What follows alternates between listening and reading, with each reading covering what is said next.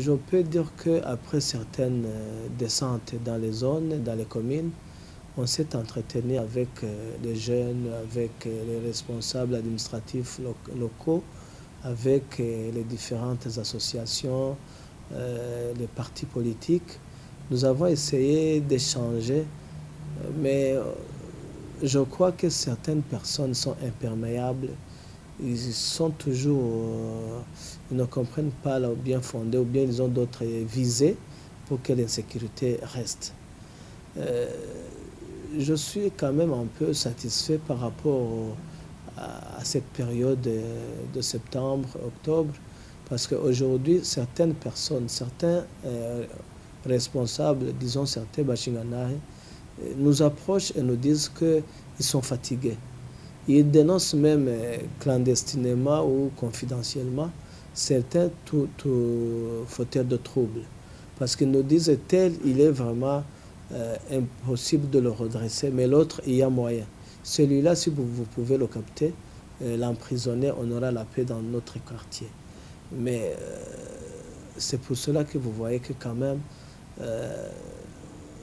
la recrudescence n'est pas à la même hauteur. Il y a quand même certaines avancées, mais l'insécurité reste. Parce que si vous analysez très bien, à Bouiza, on a connu lundi, la soirée du lundi, des 5 morts, mais dans ces pertes, 4 étaient des assaillants et un innocent qui a succombé après des blessures. On a attaqué à mon domicile. Et c'était vraiment du sérieux avec une artillerie lourde, des grenades, des lance-roquettes. Dieu merci. C'était aussi pour montrer que le patron de la ville, lui aussi, il est vulnérable. Donc c'est pour montrer leur présence. Mais je suis confiant que d'ici la fin de l'année, probablement que les armes, pas toutes, mais certaines armes pourront être récupérées. Et j'espère aussi que certaines personnes auraient déjà pris conscience des enjeux de la sécurité. Parce que le principe actuel, c'est la sécurité par tous et pour tous. Ça veut dire que le premier responsable, c'est le citoyen.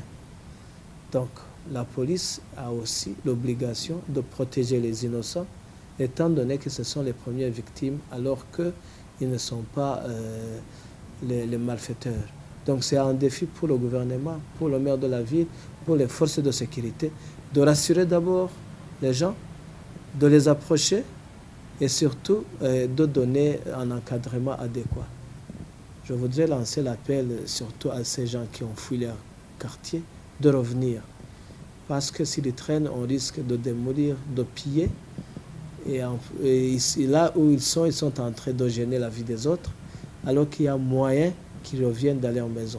Je voudrais vous dire par exemple qu'il y a des amis, des hommes de bonne foi, des bienfaiteurs qui ont ouvert un compte pour aider aux déplacés sur la microfinance Casosa. Mais on ne peut pas les aider parce qu'on ne connaît pas leur localisation. Donc il faut qu'ils rentrent, ceux qui sont dans des conditions très minables, on puisse les aider, on puisse donner quelque chose en retour, étant donné que cette situation, c'est une situation intenable. Sinon, je suis confiant que la promesse que je peux donner, c'est que j'espère qu'on va terminer l'année et que la criminalité aura baissé et que les gens auront pris conscience de vivre en harmonie. Et surtout, il y a une commission de dialogue interburundais. Il faut que les gens se parlent. Il faut qu'ils disent ce qui ne va pas.